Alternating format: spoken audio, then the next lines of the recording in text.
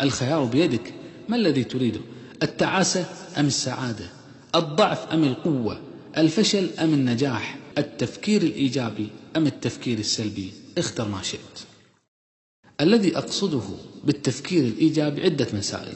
أولها التفكير بطريقة مفيدة مع النفس، بحيث كما تقول صاحبة الكتاب الشهير Positive Thinking الكاتبة فييرا بيفير: استغلال أطروحات عقلك الباطن بطريقة إيجابية.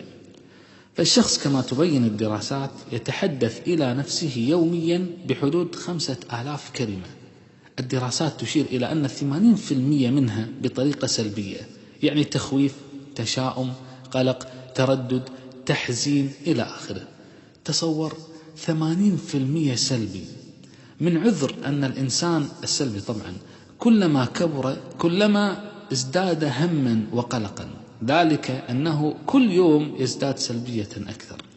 هناك أناس قلة طبعا وهمي أن أجعلك منهم يفكرون بطريقة إيجابية، الأغلب في تفكيرهم الإيجاب. هؤلاء كلما كبروا كلما سعدوا أكثر. التفكير الإيجابي هو أن تفكر بطريقة ربحية لك ولغيرك. في كتابه الأولى أولا First Things First يقول الدكتور ستيفن كافي أن هناك 4 طرق في التعامل مع الآخرين. الأولى طريقة الوين وين، يعني أنا أربح وأنت تربح. هذا الشخص يفكر دائما في نفسه والشخص الآخر معا. الطريقة الثانية هي طريقة الوين لوز، وتعني أنا أربح أنت تخسر. هذا الشخص أناني همه نفسه ويفكر في ربحه فقط. هل شاهدت إعلانات في محلات مكتوب عليها البضاعة التي تشترى لا ترد ولا تستبدل؟ هؤلاء من جماعة الوين لوز، لا يثقون في بضاعتهم، لذا فهم لا يصدقون أن يشتري أحد منهم البضاعة، فوقتها لا يرغبون في استردادها إذا لم تعجبه أو لم تكن بالمستوى المطلوب. هذه الطريقة على المدى البعيد طريقة خاسرة. فمن يريد أن يصادق شخصا يفكر في نفسه فقط أو يصبح عميلا لشركة هذه سياستها؟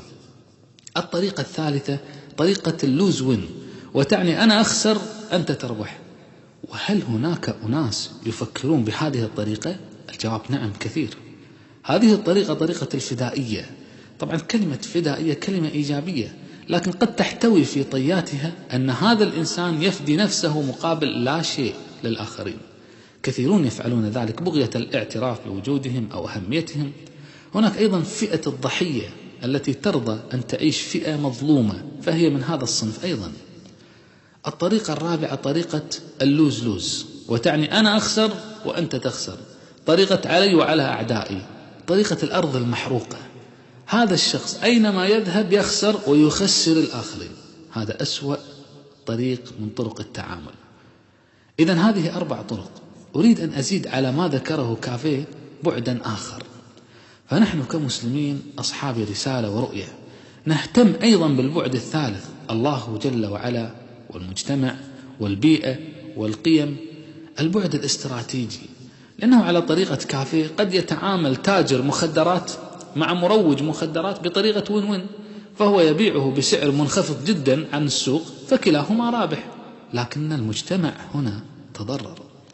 فكل تعامل حتى يكون إيجابيا فلا بد أن يراعى فيه البعد الثالث، البعد الاستراتيجي، يعني طريقة وين وين وين، أنا أربح أنت تربح غيرنا يربح. هكذا ينبغي دائما أن تفكر. برمج عقلك على هذه الطريقة تجد نفسك إنسانا مثمرا ناجحا سعيدا. أريد فقط منك أن تدون أهم المعلومات.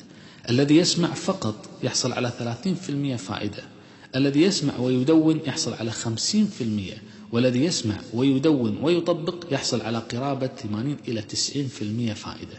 لا تسمع فقط، دون، تفاعل، طبق. هذا السلوك الناجحين المؤثرين في أنفسهم وغيرهم.